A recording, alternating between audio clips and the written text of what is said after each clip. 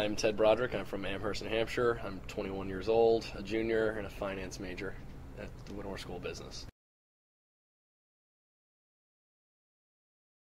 I was actually born this way. No great stories to tell. Doesn't mean I don't tell them, but nonetheless, I was lock, stock. I just was missing my left forearm and hand, obviously, and I've just grown up that way, which, I mean, in a way, I'm kind of lucky that it wasn't traumatic. I've always had to be right-hand dominant and had to learn from day one how to do everything with my right hand. So I didn't have that setback of, I used to have it, but now I don't. And that from day one, it's just, well, this is what I have, so we'll just figure it out as we go along.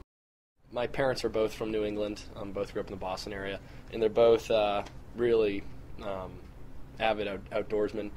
And skiing was always kind of a pastime, more of my mom than my dad. My dad was a big hockey player, and it was always kind of a family activity. I have an older sister, and they threw me on skis when I was 3, and threw me down the hill. And from there, I just wanted to keep going faster and faster and faster, and it just turned into a lifelong love. I went to, I kind of heard through the grapevine that there were a couple of skiers coming through, and so I went to a few races to see him race, and then went to an Eastern Regionals race at Waterville, and took some time after he was done and spoke with him about the program, and told him I was very interested in having him attend. Not unlike any other athlete would be recruited. You kind of check the results, see how they're doing, just kind of see if that might be a caliber athlete that we'd be interested in working with, which he obviously is. And then, just going to meet him and tell him we were interested, had him up for a visit, an official visit to the school, and showed him some of the facilities, and kind of went from there. Was able to seal the deal here. Dryland, always a fun topic. Dryland is agility and strength training without snow, getting us ready for snow. The week school starts when we get to campus, and it goes right till Christmas, pretty much, like right up to finals. It's 6 sessions a week. Usually we'll have a double session somewhere along the way, or we'll play, which doesn't seem that bad, we'll play like water polo. Like we're playing water polo today as our second cardio session, which honestly I think water polo is going to be harder than the actual workout, having looked at the past. But we spend 3 days a week in the weight room with Chappie, who's the head strength and conditioning coach, doing all sorts of squatting, benching, lots of weight activities just to bulk up our bodies. I personally am trying to gain a little more weight, a little more bulk, because I'm on the lighter side of where I want to be for my height. And then we do 2 days a week of agility outside, which is a lot of running, hopping, and heavy in the core, and just getting your feet moving as fast as our body, so it's one fluid motion. And that's pretty much Dryland in a nutshell. With a skier, and Ted's a perfect example, integrating a skier, either alpine or Nordic, into a program, just by the nature of the fact that the sport doesn't have any contact in it, shouldn't have any contact in it, it really makes it a lot easier to integrate them, and then integrate them in all aspects of it, from strength and conditioning and all the rest of the stuff with the team.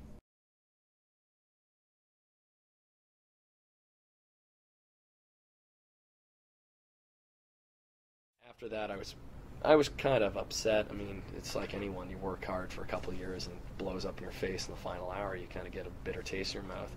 But from urging from a lot of the guys I ski with, because I was planning on going to nationals as kind of a backup plan after the Paralympics if that didn't pan out. And I said, I'm not going to go. There's absolutely no reason for me to go out here.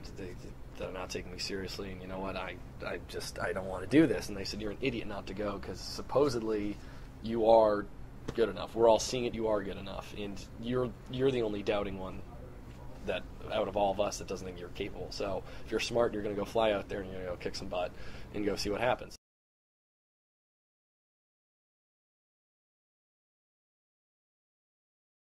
Going to Big Sky, and then literally all those guys who had gone to Vancouver and represented our country, and then racing against them, it was obviously a motivator for him, and he absolutely rose to that performance stage, no question.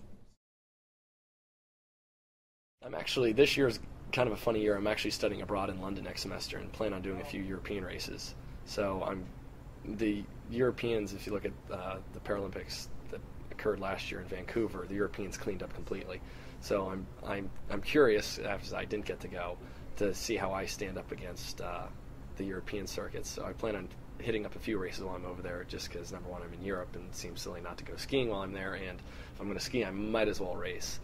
So this year, it's going to be almost like a fact-finding mission is how I'm looking at it. I'm not too concerned with my overall standings in points, but I just want to see what I'm going to have to do so I can make up a much better strategic goal for my senior year and then Sochi Rush in 2014 if I decide to go that route.